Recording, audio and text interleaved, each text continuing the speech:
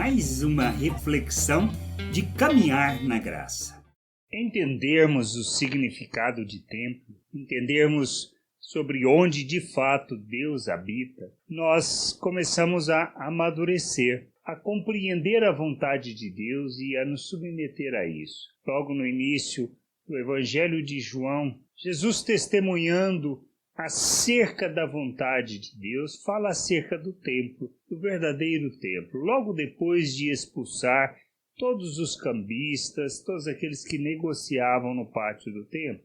E os judeus o questionam com que autoridade ele fazia aquilo. E lá em João 2,19, diz assim, Jesus respondeu: derrubem esse templo e eu o construirei de novo em 3 dias. Os judeus falavam acerca do prédio, da estrutura. Jesus falava acerca de si mesmo.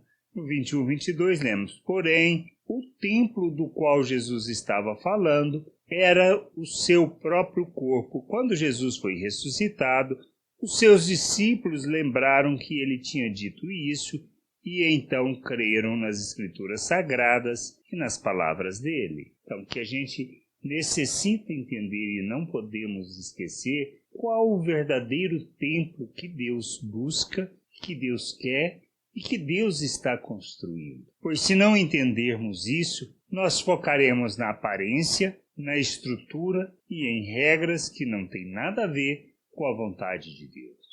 O lugar da habitação de Deus é em nós. Pedro, escrevendo em sua carta, ele diz que nós somos como pedras vivas de um templo que Deus está construindo para a sua habitação. Se entendermos que o lugar de habitação de Deus é em nós, em nossas vidas, e que nós somos o templo de Deus, então nós agiremos segundo esse entendimento. Mas precisamos aceitar. Não se trata de simplesmente dizer, somos o templo de Deus. Não, não é isso. É compreender que por sermos a morada de Deus, o lugar da habitação de Deus, este templo, este lugar, não pode estar sujeito a qualquer coisa. Ou seja, nós não somos chamados para onde Deus habita para vivermos em pecado. Não se trata de andarmos segundo a natureza humana, segundo o pensamento natural. Ele nos chama para sermos separados para Ele, santos ao nosso Deus. Por isso precisamos santificar o nosso proceder, ou seja, a nossa maneira de agir, de maneira que em nossas atitudes, em nossas ações, nós revelemos e expressemos o nosso Deus ao mundo. As nossas atitudes, nossas palavras, as nossas ações, as nossas reações não podem estar fundamentadas na natureza humana, mas na natureza espiritual.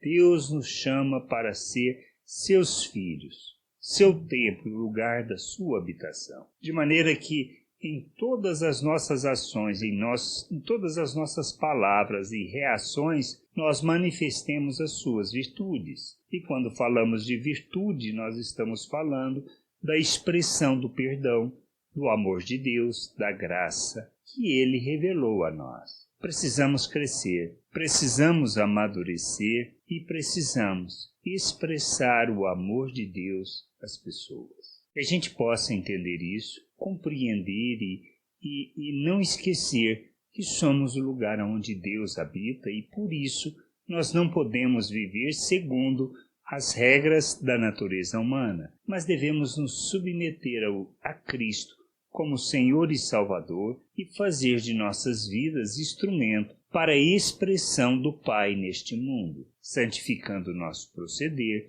correndo essa carreira proposta para que a gente chegue à plena estatura de Cristo, ou seja, nós possamos em nossas ações e reações imitar a Cristo, entendendo que nós nos submetemos à justiça de Deus, pois somos servos dessa justiça, da graça e da expressão de Deus ao mundo, e não servos do pecado. Que a gente entenda, compreenda e que a gente possa buscar o conhecimento do Pai, pois é no conhecimento do Pai que não só encontramos a vida eterna, mas nós o revelamos ao mundo. Graça e paz sobre a tua vida. Amém. Você acabou de ouvir uma reflexão de Caminhar na Graça. www.caminharnagraça.com. Acesse o site. Ouça as outras reflexões.